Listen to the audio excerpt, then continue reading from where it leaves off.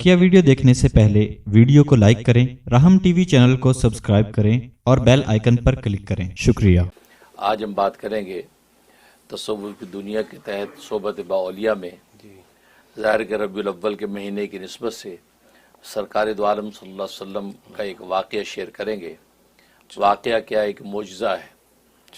ज़ाहिर है कि आपकी जो हिजरत थी मक्के से मदीने की तरफ, हिजरत मदीना की इस मौका पर अजायब व गराइब ज़ाहिर हुए। सरकार दो आलम सल्लल्लाहु अलैहि वसल्लम की अजीब व गरीब मोजज़ात रूनुमा हुए। बिल्कुल। उनमें से एक मोजज़ा ये कि ख़ुद अबू बकर सिद्दीक़ रज़ी अल्लाह तआला इरशाद फरमाते हैं कि हम जब गार सौर से निकलने के बाद मदीने की तरफ रवाना हुए तो रास्ते में एक चट्टान देखी जिसका वसी साया था। तो मैंने सोचा कि इस साये के अंदर थोड़ी देर ठहर जाते हैं।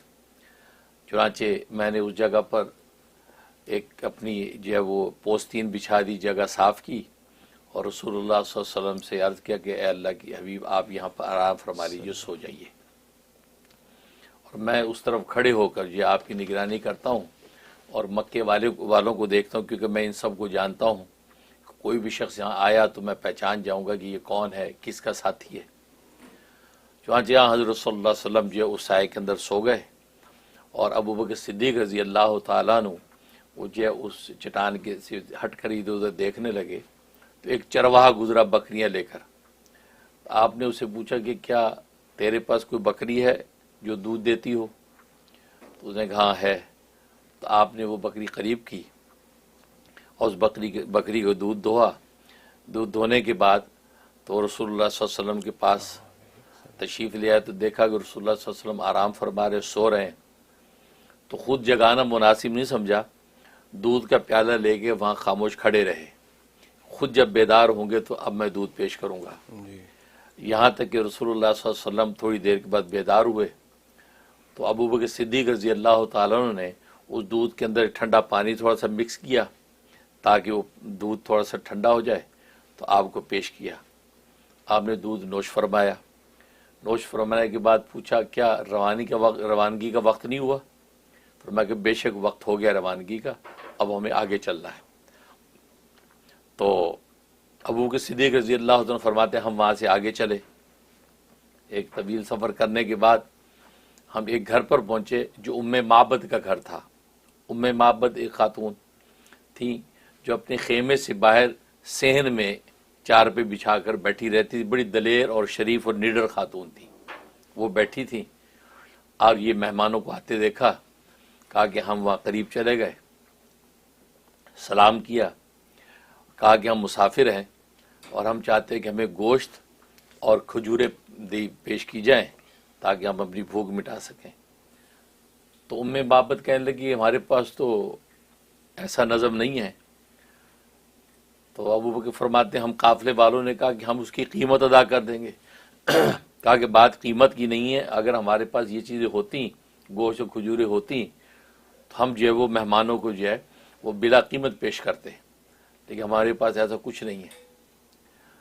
अच्छा, तो उसके बाद जो है रसूलुल्लाह सल्लल्लाहु अलैहि वसल्लम की नज़र पड़ी, एक कोने में एक बकरी खड़ी थी। आप फरमाया कि ये जो बकरी है ये क्या दूध नहीं देती? कहा कि नहीं, ये बांझ है।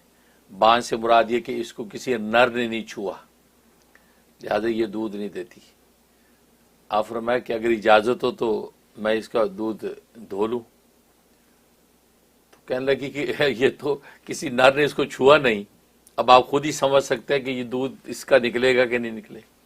लेकिन अगर आप चाहते हैं तो आप बेशक इस पर जो है वो कोशिश कर लें। तो ये कहे कि बकरी जो करीब कर दी।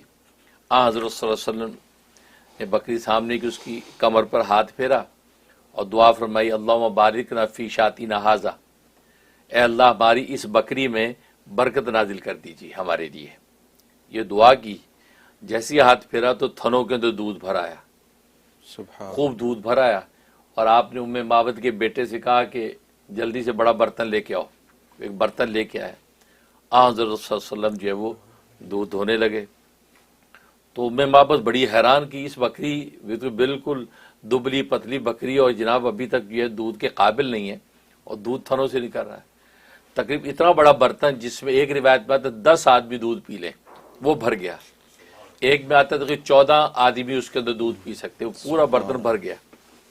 और आपने उसमें से सबसे पहले उम्मे माबद को पेश किया, फिर दूसरे काफिले वाले सबको पेश करने के बाद आखिर में आपने पिया। यहाँ तक कि काफिले के लोगों ने 2-2 मरतबा पिया, फिर आखिर में आपने पिया। और फरमाया कि कौम का साकी जो होता है वो सबसे आखिर में पीता है, जैसे साकी मैं हूँ लिहाजा मैं सबसे आखिर में पीऊँगा। आपने आखिर में दूध पिया। तो उसके बाद वो बकरी जो है उम्मे माबद के हवाले करके वहाँ से आप इजाज़त लेकर रवाना हो गए। लिखा है कि वो बकरी हज़रत उमर फारूक रज़ी अल्लाह तआला के दौरे खिलाफत तक जिंदा रही। सुभान अल्लाह। कहाँ वो इतनी दुबली पतली थी कि पता नहीं कितने दिन जिएगी। और वहाँ जितना तवील अरसा गुजरा कि हज़रत उमर फारूक रज़ी अल्लाह तआला के दौरे खिलाफत तक जिंदा रही।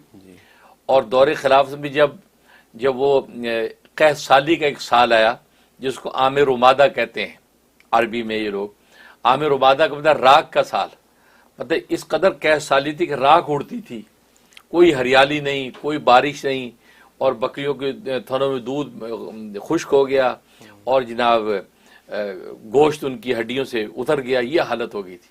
यहाँ तक कि अगर कोई खाने के लिए अपनी बकरी ज़िबा करता तो उसके गोश्त के बद ज़ायक़ा हो जाने की वजह से गोश्त को फेंक ही देता, खाता ही ना, इस कदर कैस साली। तो वो आमिर उमादा कहलाता। उस आमिर उमादा में उस बकरी का इंतकाल हुआ। जब ये आमिर उमादा में ये सूरत पेश आई तो हज़रत उमर फारूक रज़ी अल्लाह तआला का दौरे खिलाफत था। आप बड़े परेशान और हैरान थे कि क्या करें, ऐसी खुशका साली आ गई है। और आपने खुद फरमाया कि हम उस वक़्त तक जो है वो गोश्त नहीं खाएंगे और घी और मक्खन नहीं खाएंगे, दूध नहीं पिएंगे जब तक कि अल्लाह तबारक व तआला जो है बारिश नाजिल न फरमा दे। बारिश नाजिल फरमाएंगे उसके बाद हम ये सब करेंगे। और आवाम सारी इसी तकलीफ में थी। तो खुद हज़रत उमर ने ये तारीख़ी जुमला फरमाया कि आवाम की मसाइब और मुश्किलात का अगर से मैं वाकिफ़ नावाकिफ़ रहूँ, अगर मैं आवाम की मुश्किलात और मुसीबतों से नावाकिफ़ रहूँ तो फिर मैं हुक्मरान किस बात का, हुक्मरान हो और आवाम की तकलीफ़ मसाइब मुझे पता ना हो, नहीं मैं भी आवाम के साथ जो है ना खाऊँगा जब गोश्त, ना दूध पीऊँगा, ना मक्खन, जब तक कि बारिश ना आए। ज़ाहिर है कि ये हुक्मरानों के लिए एक बहुत बड़ा तारीख़ी जुमला है कि आवाम की खबर जो हुक्मरान को होनी चाहिए और आवाम के साथ साथ हुक्मरान को चलना चाहिए।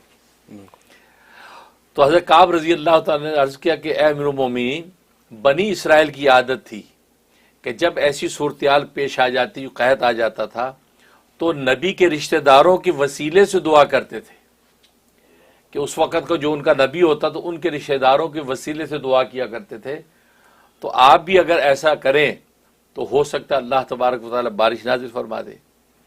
हज़रत उमर फारूक रज़ी अल्लाह तआला फरमा के ठीक है, मेरे पास मौजूद है, ये देखो, ये हमारे नबी के चचा हैं हज़रत अब्बास, हमारे नबी के चचा हज़रत अब्बास मौजूद हैं, हम इनके वसीले से अल्लाह से दुआ करेंगे।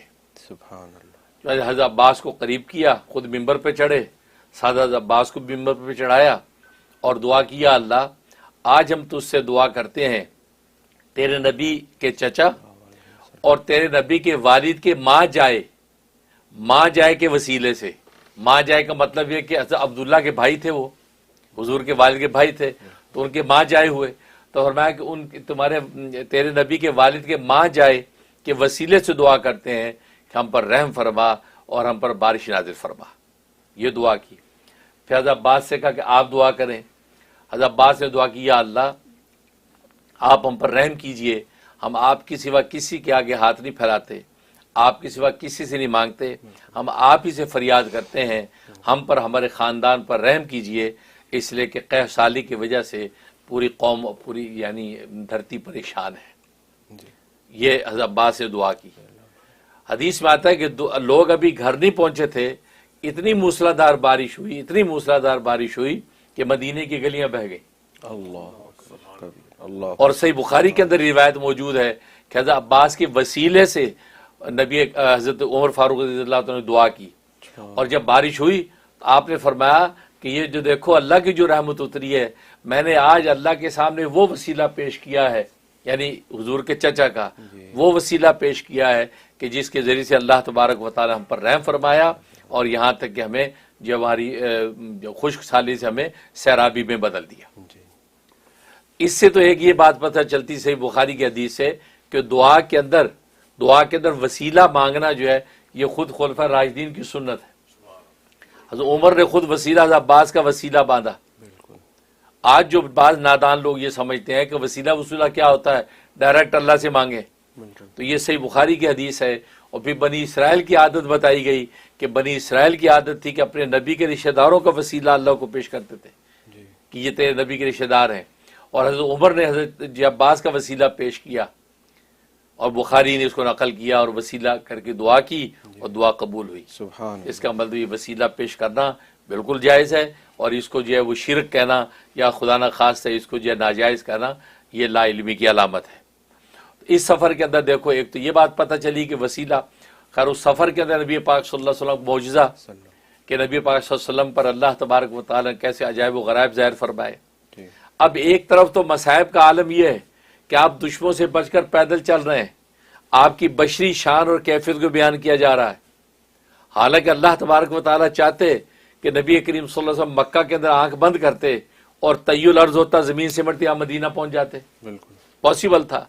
लेकिन अल्लाह तबारक व तआला की सुन्नत यह है कि आम जो अहवाल के जरिए से नबी करीम सल्लल्लाहु अलैहि वसल्लम को ये सारे जो मराहल तय करवाए ताकि आने वाला अदना तरीन उम्मती भी जो है वह नबी करीम सल्लल्लाहु अलैहि वसल्लम की पैरवी कर सके, लेकिन साथ साथ अपनी हिफाजत की भी ऐसे इंतजामात रखे कि जिससे पता चलता रहे कि ये नबी ये लावारिस नहीं है बल्कि अल्लाह तबारक व तआला इसका वारिस है और अल्लाह तबारक व तआला इसको कोई गजंद पहुँच नहीं देगा। यहाँ तक ऐसी बकरियाँ भी दूध देने को पेश कर दी हैं कि जो बांझ हों तो अल्लाह तबारक व तआला उनके थनों में भी दूध उतार देगा। इस अंदाज से सारा सफ़र तय हुआ और आप फिर मदीना पहुँचे। कमाल है, सुभान अल्लाह। नबी पाक सल्लल्लाहु अलैहि वसल्लम की जिंदगी का हर पहलू अजीब शान लगता है। अजीब, सुभान अल्लाह, सुभान अल्लाह, जज़ाकल्लाह खैर।